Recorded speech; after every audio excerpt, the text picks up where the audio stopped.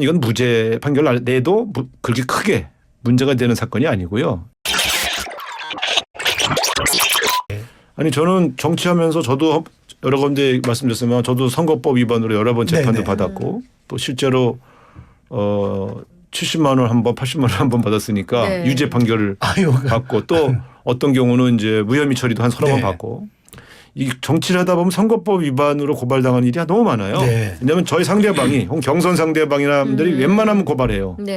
그럼 그거 조사받느라고 아주 진땀을 흘리고 또 그래서 재판으로 가면 한 2년 3년을 그냥 계속 2주에 한 번 한 달에 한 번씩 재판정에 가 있어야 되죠. 그래서 그 경험을 갖고 후배들도 컨설팅을 해주다 보니까 온갖 사건을 제가 다 이게 오히려 선거법 관련해서는 웬만한 변호사 판사보다 제가 더 전문가인데 왜냐면 1년에 뭐 선거법 재판 다루시는 게 일반 법관들 입장에서 몇 건이나 되겠어요. 그렇죠. 저는 매일 우리 후배들 사건과 제 사건을 봤으니까. 그러니까 건건히 컨설팅 하시니까. 제가 분명히 말씀드리지만 이재명 대표 1심은 그건 재판이 뭐 그런 보수적인 분들도 다 깜짝 놀랐거든요.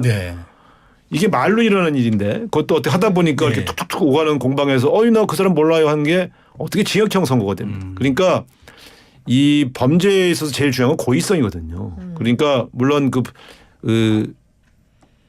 TV 토론 과정에서 나온 것은 무죄가 났습니다만 그 후속된 것도 사실 그걸 연장된 건데 그걸 별건으로 해석해서 유죄를 내린다는 것도 저는 이해가 잘 안 가고요.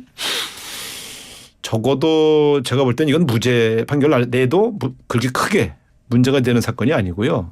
혹시 유죄 판정을 한다 하더라도 이건 100만 원 이하로 해서 정치 활동을 금지시킬 만한 정도의 사안이 아닙니다. 절대.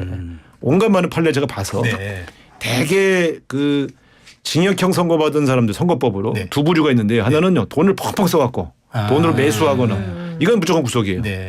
그 나쁜 짓이에요. 일종의 매표행위니까. 두 번째가 상대방을 허위사실로 멀쩡한 사람을 아주 나쁜 놈을 만들어서 막 공개적으로 비방을 해서 떨어뜨리게 하는 이런 경우에는 이제 뭐 아주 센 형을 받은 적이 있어요. 집행유예형을 받은 경우. 근데 이렇게 말로 간 거에서 약간 실수하거나 이런 거는 설사 유죄를 판결한다고 해도 100만 원 이상 받은 적이 없습니다. 대개 행위예요. 어디 관광을 시켜준다든가 뭐 어디에 가서 마이크 잡고 자기 선거운동 사전에 선거운동 한다든가 이런 저는 이런 측면에서 이거는 저는 굉장히 1심 판사는 아주 감정적인 판결을 했다고 봐요. 설사 유죄를 내리더라도 아니 100만 원만 내려도 되는 거 아니에요. 옷만 벗길 생각이면 그 무슨 징역형을 내려요. 그래서 제가 그리고 의도적으로 윤석열 후보를 비방한 게 아니잖아요.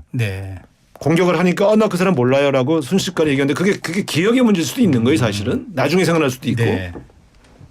자 그래서 저는 내일 판결은 최소한 1심보다는 상당히 가벼워진다. 상당히 가벼워진다. 그래서 어쨌든 벌금형일 텐데 이게 과연 의원직 상실형이냐 아니면 그 밑에형이냐 정도. 근데 만약에 용기 있게 무죄 판결을 내도 사실 크게 문제가 없는 사안이에요. 이 사안은. 사실은 그렇습니다.